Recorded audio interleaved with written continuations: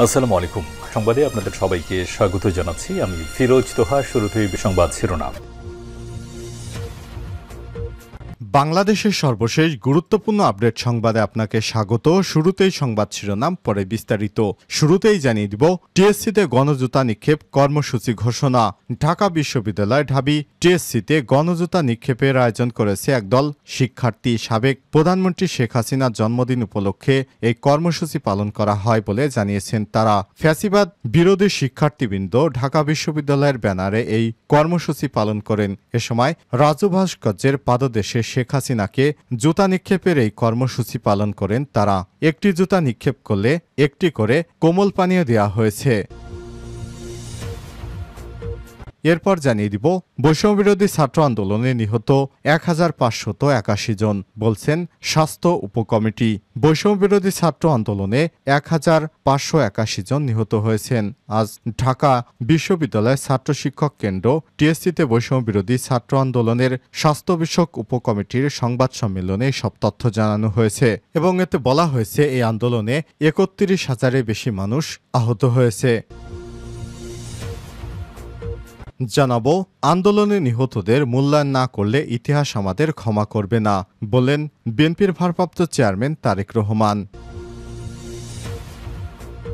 এদিকে শিল্প কলকারখানার অসন্তোষ এড়াতে নেতাকর্মীদের পাহারা দেওয়ার আহ্বান মির্জা ফখরুলের। বিএনপির মহাসচিব মির্জা ফখরুল ইসলাম আলমগীর বলেছেন, ক্ষমতায় থাকার জন্য শেখ হাসিনা দেশের সব রাষ্ট্র ব্যবস্থাকে ধ্বংস করে দিয়েছে। বিশেষ করে পুলিশ বাহিনীকে ব্যবহার করেছে, তাদের দিয়ে গুলি করিয়ে, মিথ্যা মামলা দিয়ে জেলে নিয়ে নির্যাতন করে, অকথ্য অত্যাচার করে দেশকে ভীতির রাজ্যে পরিণত করেছিল। ছাত্র শ্রমিক জনতার আন্দোলনে শেখ হাসিনা পালিয়ে যায়, এদেশের মানুষ হাঁপ ছেড়ে বেঁচেছে। এখন গার্মেন্টস শিল্প কলকারখানায় ধ্বংসের পায়তারা করছে তারা। এদের হাত থেকে গার্মেন্টস শিল্পকে বাঁচাতে নেতাকর্মীদেরকে পাহারা দেওয়ার আহ্বান জানিয়েছেন তিনি। জানাবো, ভারতের গজলডোবা বাদ দিয়ে ছেড়েছে পানি ভারত। বাংলাদেশে আসছে এই পানি। কি হবে বাংলাদেশের? বাংলাদেশ কি তলিয়ে যাবে? এ বিষয়ে গুরুত্বপূর্ণ সংবাদ জানাবো, সঙ্গেই থাকুন। এবং সর্বশেষ জানিয়ে দিব, লেবাননে দ্রুত স্থল অভিযান শুরু করবে ইসরায়েল। দখলদার ইসরায়েলি বাহিনী হিজবুল্লাহর প্রধান নেতা হাসান নাসরুল্লাহকে হত্যা করেছে। এবার তারা স্থল হামলা চালাবে। লেবাননে গাজার মতো যদি স্থল হামলা চালায়, তাহলে গাজার মতো আবারও ধ্বংস করে ফেলবে লেবাননকে। প্রিয় দর্শক, এতক্ষণ শুনছিলেন সংবাদ শিরোনাম, এবারে বিস্তারিত। তবে তার আগে বন্ধুরা, অনুরোধ থাকবে এই সংবাদটিতে একটি লাইক দিন। এই চ্যানেলে আপনি নতুন হয়ে থাকলে আমাদের সংবাদটি দেখতে দেখতে চ্যানেলটি সাবস্ক্রাইব করে রাখুন। কমেন্ট করে আপনার মূল্যবান মতামত জানিয়ে দিন বন্ধুরা, আপনি বিশ্বের কোন দেশ থেকে বা বাংলাদেশের কোন স্থান থেকে আমাদের সংবাদটি দেখছেন এবং শুনছেন। এবারে বিস্তারিত। টিএসসিতে গণজুতা নিক্ষেপ কর্মসূচি ঘোষণা। ঢাকা বিশ্ববিদ্যালয় ঢাবি টিএসসিতে গণজুতা নিক্ষেপের আয়োজন করেছে একদল শিক্ষার্থী। সাবেক প্রধানমন্ত্রী শেখ হাসিনার জন্মদিন উপলক্ষে এই কর্মসূচি পালন করা হয়েছে বলে জানিয়েছেন তারা।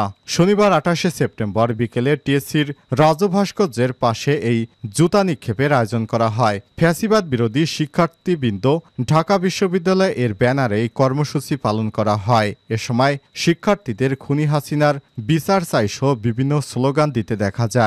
এক ভিডিওতে দেখা যাচ্ছে, আয়োজকদের একজন বলছে, স্বৈরাচারকে জুতা মারুন, কোকমোজো জিতে নিন। এ সময় যারা জুতা মারছেন তাদের তরল পানীয় দেওয়া হচ্ছে। জুতা নিক্ষেপ করা একজন নারী বলছিলেন, আরো জুতা মারার ইচ্ছা ছিল, সময় কম তাই পারিনি, আরেকটা প্রোগ্রাম আছে, সেখানে যাচ্ছি। জুতা মারার পর মোজা পেয়েছেন কিনা জানতে চাইলে তিনি বলেন, মোজা পাওয়ার জন্য জুতা মারতে আসিনি, আপনি চাইলে এটা নিতে পারেন।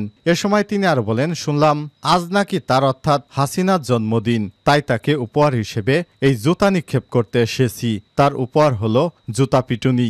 এ সময় তিনি বলেন, যেই সরকারে আসুক না কেন, এটা একটি মেসেজ, দেশ সুন্দরভাবে চালাবে। যদি হিতে বিপরীত হয়, আমরা তাদেরকে পদত্যাগে বাধ্য করাবো এবং প্রয়োজনে জুতা নিক্ষেপ করাবো। জুতা কেন মারছেন প্রশ্ন করা হলে একজন তরুণ বলেন, তিনি অর্থাৎ হাসিনা একজন খুনি। তিনি আমাদের অনেক ভাইকে রক্ত ঝরিয়েছেন, অনেককেই হত্যা করেছেন, গুম খুন করেছেন, এজন্য তাকে জুতার মালা গলায় দিয়ে জুতা পেটা করেছি। আরেক শিক্ষার্থী বলছিলেন, তাকে জুতা মারলে হবে না, তার ফাঁসি চাই।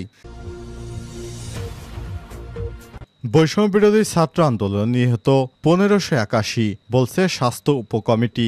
বৈষম্য বিরোধী ছাত্র জনতার আন্দোলনে 1581 জন নিহত হয়েছেন। শনিবার 28 সেপ্টেম্বর বিকেলে ঢাকা বিশ্ববিদ্যালয়ে ছাত্র শিক্ষক কেন্দ্র টিএসসিতে বৈষম্য বিরোধী ছাত্র আন্দোলনের স্বাস্থ্য বিষয়ক উপকমিটির সংবাদ সম্মেলনে সব তথ্য জানানো হয়েছে। সংবাদ সম্মেলনে বলা হয়, এই আন্দোলনে আহত হয়েছে 31,000-এর বেশি মানুষ। নিহতের বেশিরভাগই তরুণ এবং দরিদ্র পরিবারের, যাদের বয়স 18 থেকে 30 বছর। তবে এটাই চূড়ান্ত নয় বলে জানিয়েছে কমিটির সদস্যরা। তারা বলছেন, এই মৃত্যুর হার আরও বাড়তে পারে। অনেককেই বেআইনিভাবে মাটি দিয়ে দেওয়া হয়েছে। এদের বিষয়ে খোঁজখবর নেওয়া হচ্ছে, এদের সংখ্যা আরও বাড়বে। স্বাস্থ্য বিষয়ক উপকমিটির সদস্য সচিব তারেক রেজা বলেন, তালিকা প্রণয়নের কাজে আমাদের সহায়তা প্রদান করেছে আজ সুন্নাহ foundation, human rights support society, red July সহ আরও বেশ অন্য কয়েকটি সংস্থা। পাশাপাশি বৈষম্য বিরোধী ছাত্র আন্দোলনের স্বাস্থ্য বিষয়ক উপকমিটির সংবাদ সম্মেলনে সব তথ্য জানানো হয়েছে। এ তালিকা প্রণয়নে গুরুত্বপূর্ণ ভূমিকা রেখেছে শিক্ষার্থীদের কিছু অংশ। নাগরিক কমিটির আহ্বায়ক নাসিরউদ্দিন পাটোয়ারি বলেন, আমরা শহীদ পরিবারকে ফোন দিয়ে যা সরাসরি যোগাযোগ করে এসব তথ্য নিশ্চিত করেছি। তবে এখনও হয়তো আরও অনেক ব্যক্তি রয়েছে যারা শহীদ হলেও তাদের নাম এবং তালিকায় আসেনি। আমরা জেলা কমিটিগুলোর মাধ্যমে সর্বোচ্চ চেষ্টা করে যাচ্ছি যেন প্রতিটি নাম ও তথ্য ভেরিফাই হয়ে যায়, আমাদের হাতে আসে। সংবাদ সম্মেলনে স্বাস্থ্য বিষয়ক উপকমিটির আহ্বায়ক নাহিদা বুশরা, আইটি টিমের ফরাদ আলম ভূঁইয়া, সুন্নাহ foundation, human rights support society, red জুলাইয়ের নেতারা উপস্থিত ছিলেন। আন্দোলনে নিহতদের মূল্যায়ন না করলে ইতিহাস ক্ষমা করবে না, তারেক রহমান। বিএনপির ভারপ্রাপ্ত চেয়ারম্যান তারেক রহমান বলেছেন, বৈষম্য বিরোধী ছাত্র জনতার আন্দোলনে নিহতদের যথাযথ মূল্যায়ন না করতে পারলে ইতিহাস আমাদের কখনোই ক্ষমা করবে না। আজ 28 সেপ্টেম্বর বিকেলে ঝিনাইদহের পায়রা চত্বরে ছাত্র জনতার আন্দোলন চলাকালে ঢাকায় সাব্বির ও প্রকৌশলী রাকিবুলকে হত্যার প্রতিবাদে আয়োজিত সমাবেশে ভার্চুয়ালি যুক্ত হয়ে সব কথা বলেন বিএনপির ভারপ্রাপ্ত চেয়ারম্যান তারেক রহমান। তারেক রহমান বলেন, গত 17 বছরে যারা আত্মত্যাগ করেছেন তাদের আত্মত্যাগ সেদিন সফল হবে যেদিন দেশের মানুষের রাজনৈতিক মুক্তির পাশাপাশি অর্থনৈতিক মুক্তিও মিলবে। তিনি বলেন, গত 16 বছর ধরে আওয়ামী লীগের নির্যাতনে অতিষ্ঠ ছিল দেশের মানুষ। জনগণের আন্দোলনে বিদায় নিয়েছে স্বৈরাচার। এই কৃতিত্ব দেশের ছাত্র জনতার। নির্বাচিত সরকারের কোনো বিকল্প নেই মন্তব্য করে তারেক রহমান বলেন, আওয়ামী লীগ সরকারের পতনের পর অন্তর্বর্তীকালীন সরকারের বিকল্প ছিল না। এ সরকারের প্রতি সমর্থন রয়েছে। এই সরকার যাতে তাদের কাজগুলো করতে পারে তাই তাদের সমর্থন দিতে হবে। স্বৈরাচার পতনের পর জনগণের প্রত্যাশা অনুযায়ী নিরাপদ বৈষম্যহীন বাংলাদেশ বিনির্মাণে দেশবাসীকে ঐক্যবদ্ধ থাকার আহ্বান জানিয়ে তারেক রহমান বলেন, স্বৈরাচারের দোসরেরা এখনো প্রশাসনে রয়েছে। তারা প্রশাসনে থাকলে দেশে কাঙ্ক্ষিত সফলতা আসবে না। তাদেরকে প্রশাসন থেকে ছুঁড়ে ফেলে দিতে হবে। শিল্প কারখানায় অসন্তোষ এড়াতে নেতাকর্মীদের পাহারা দেওয়ার আহ্বান ফখরুলের। বিএনপির মহাসচিব মির্জা ফখরুল ইসলাম আলমগীর বলেছেন, ক্ষমতায় থাকার জন্য শেখ হাসিনা দেশের সব রাষ্ট্র ব্যবস্থাকে ধ্বংস করে দিয়েছে। বিশেষ করে পুলিশ বাহিনীকে ব্যবহার করেছে, তাদের দিকে গুলি করেছে, মিথ্যা মামলা দিয়ে জেলে নিয়ে নির্যাতন করেছে, দেশের সাধারণ মানুষকে অকথ্য অত্যাচার করে দেশকে ভীতিকর রাজ্যে পরিণত করেছিল।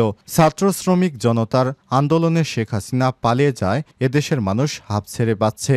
শনিবার 28 সেপ্টেম্বর বিকেলে গাজীপুরের কোনাবাড়ি ডিগ্রি কলেজ মাঠে আয়োজিত শ্রমিক সমাবেশে প্রধান অতিথির বক্তব্যে বিএনপির মহাসচিব মির্জা ফখরুল ইসলাম এসব কথা বলবেন। গার্মেন্টস ও ওষুধ শিল্প প্রতিষ্ঠানে দুষ্কৃতকারীদের বিশৃঙ্খলা প্রতিরোধে শান্তিপূর্ণ পরিবেশ বজায় রাখা ও শ্রমিক কর্মচারীদের বেতন নিয়মিত পরিশোধের দাবিতে এই সমাবেশের আয়োজন করে গাজীপুর জেলা ও মহানগর শ্রমিক দল। সমাবেশে বিএনপির মহাসচিব আরও বলেন, শেখ হাসিনা পালিয়েছে এটা ঠিক, কিন্তু তার প্রেতাত্মারা এখনো এদেশে আছে। তারা চুরিচামারি করে সম্পদের যে সাম্রাজ্য গড়েছিল তা দেশের বাইরে পাচার করেছে। এজন্য তারা হাসিনাকে ভুলতে পারে না। তারাই দেশে বিভিন্নভাবে ষড়যন্ত্র করছে। সব ষড়যন্ত্রকে মোকাবিলা করে শিল্প খাতকে বাঁচাতে হবে। এখানে পোশাক শিল্পে 50 লাখের বেশি মানুষ কাজ করে। এই শিল্প ক্ষতিগ্রস্ত হলে কি দেশের অর্থনীতি ঠিক থাকে? বাইরের শক্তির সহায়তায় তারা আওয়ামী লীগ শিল্প এলাকায় অরাজক পরিস্থিতি তৈরি করতে যাচ্ছে। গজলডোবা দিয়ে পানি ছেড়েছে ভারত। বাংলাদেশে এর প্রভাবে কি হতে পারে? বাংলাদেশে গত কয়েকদিন ধরে ভারী বৃষ্টিপাত হওয়ায় তিস্তা নদীর পানি এমনিতেই বাড়ছে। এর মাঝে গতকাল শুক্রবার 2 দফায় গজলডোবা বাদ দিয়ে প্রায় 11,000 কিউসেক পানি ছেড়েছে ভারত। তবে বাংলাদেশের বন্যা পূর্বাভাস এবং সতর্কীকরণ কেন্দ্র থেকে বলা হয়েছে এই বিপুল পরিমাণ পানি ছেড়ে দেওয়ার বিষয়ে আগে থেকে তাদের কিছুই জানা ছিল না। এভাবে ভারত না বলে হঠাৎ করে আবারও বাংলাদেশে পানি ছেড়ে দিয়েছে। কেন্দ্রের নির্বাহী প্রকৌশলী সর্দার উদয় রায়হান বলেছেন, ভারত যে বাড়তি পানি ছেড়ে দিয়েছে সে ব্যাপারে বাংলাদেশের কাছে অফিসিয়ালি কোনো খবর নেই। তাদের জানা তথ্য অনুযায়ী পশ্চিমবঙ্গের জলপাইগুড়ি জেলার দোমোহনীয় শনিবার তিস্তার প্রবাহ পা 2,267 কিউসেক, যা বছরে এই সময়ে স্বাভাবিক ঘটনা। গজলডোবা বাঁধ খোলার কারণ: তিস্তা একটি আন্তর্জাতিক নদী। এই নদী হিমালয় থেকে উৎপন্ন হয়ে ভারতের সিকিম, দার্জিলিং এবং জলপাইগুড়ির মধ্য দিয়ে প্রবাহিত হয়ে বাংলাদেশে প্রবেশ করেছে। এই নদী বাংলাদেশ ও ভারতের উভয়ের অংশ ব্যারেজে বাঁধ রয়েছে।